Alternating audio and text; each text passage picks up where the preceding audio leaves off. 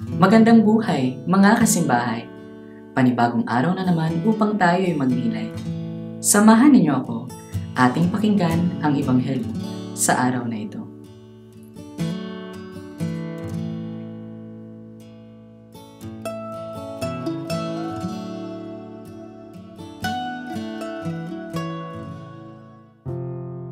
Ang mabuting balita ng Panginoon ayon kay San Mateo.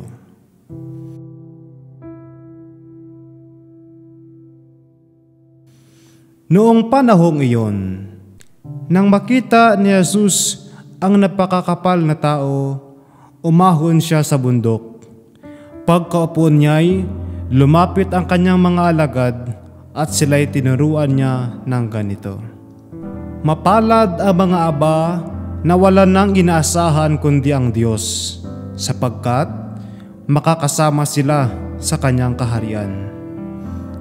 Mapalad ang mga nahahapis, sapagkat aaliwin sila ng Diyos. Mapalad ang mga mapagpakumbaba, sapagkat tatamuhin nila ang ipinangako ng Diyos.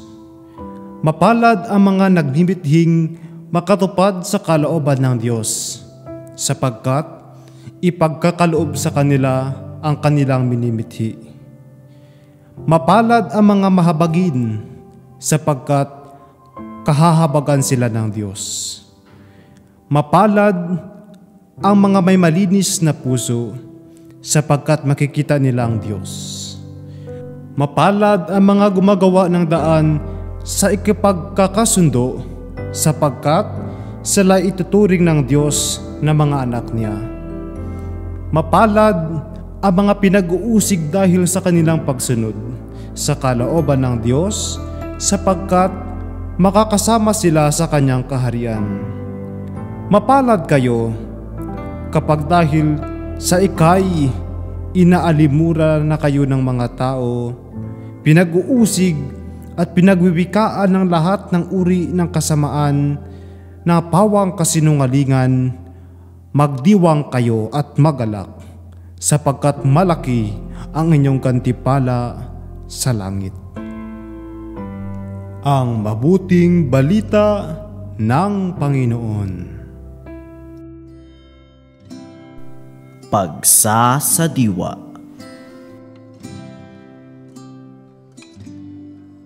Mapalad ang mga nagmimithing makatupad sa kalooban ng Diyos, sapagkat ipagkakaloob sa kanila ang kanilang minimithi.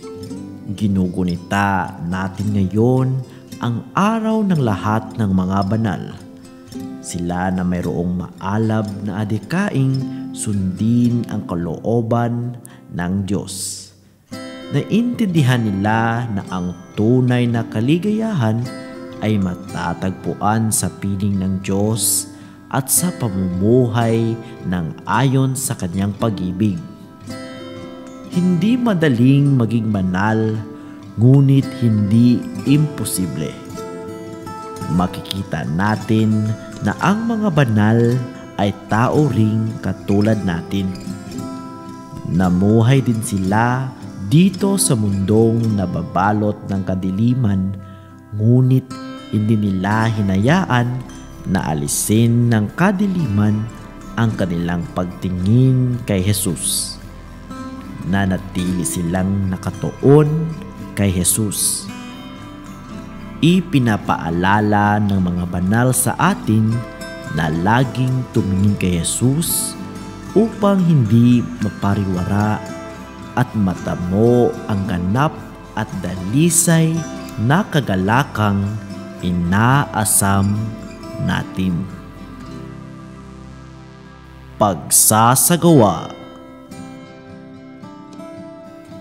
Linisin ang puso, magpakumbaba, magpatawad, magtiwala, at sundin ang kalooban ng Diyos.